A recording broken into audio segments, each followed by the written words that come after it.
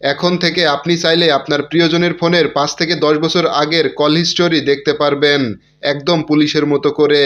কিভাবে দেখবেন চলুন দেখে আসি।